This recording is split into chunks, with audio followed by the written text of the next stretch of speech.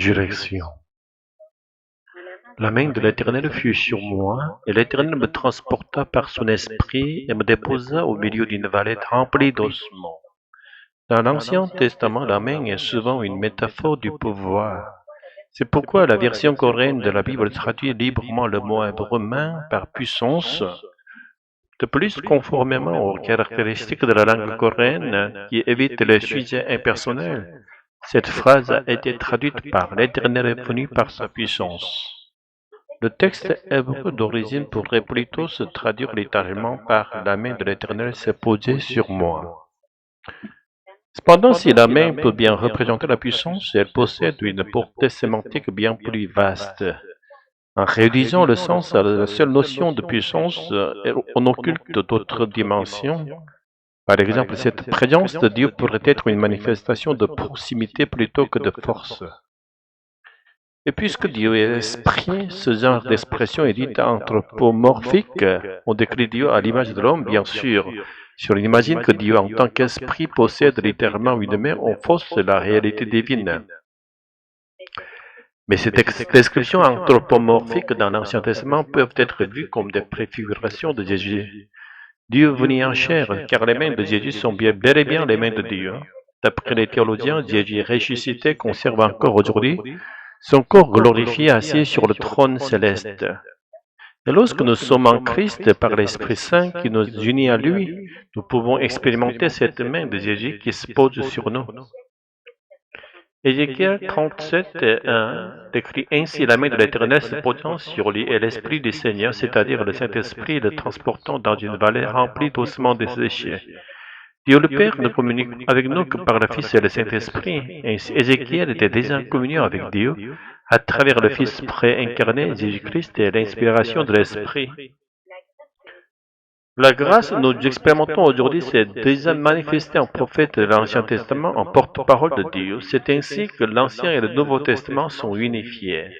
Ce que nous appelons la loi n'est qu'une partie de l'Ancien Testament. L'essence véritable de l'Ancien Testament, c'est la parole vivante de Dieu qui conduit au Christ.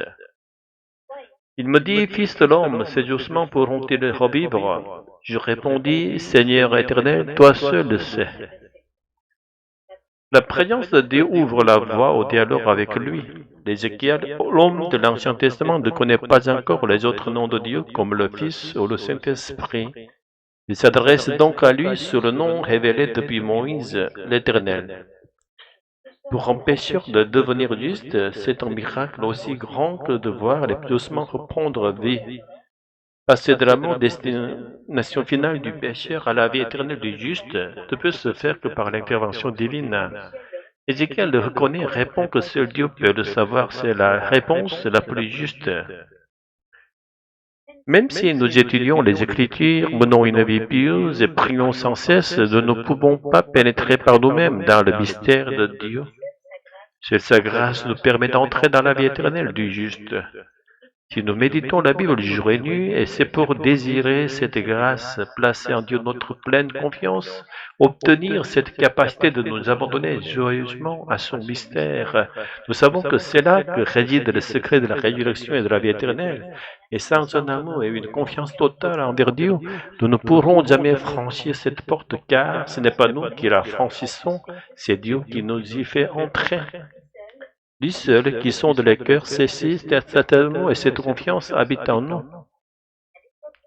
À l'époque de l'Ancien Testament, avant la révélation du Fils et de l'Esprit, Dieu était surtout objet de crainte. Seuls de rares prophètes comme Ézéchiel vivaient une communion intime avec lui. Mais aujourd'hui, dans l'ère du Nouveau Testament, où le Fils a donné sa vie pour nous et où le Saint-Esprit demeure avec nous pour toujours, chacun peut vivre une expérience non seulement semblable, mais supérieure à celle d'un prophète de l'Ancienne Alliance. Nous prions pour que Dieu nous ouvre les yeux spirituels afin de discerner les temps et qu'il nous accorde d'aimer le Seigneur plus que la vie elle-même, pour qu'il nous conduise vers la vie éternelle du juste. Alléluia, Amen. Je mettrai mon esprit en vous et vous vivrez, je vous rétablirai dans votre pays et vous saurez que moi et l'Éternel j'ai parlé et j'ai agi, déclare l'Éternel.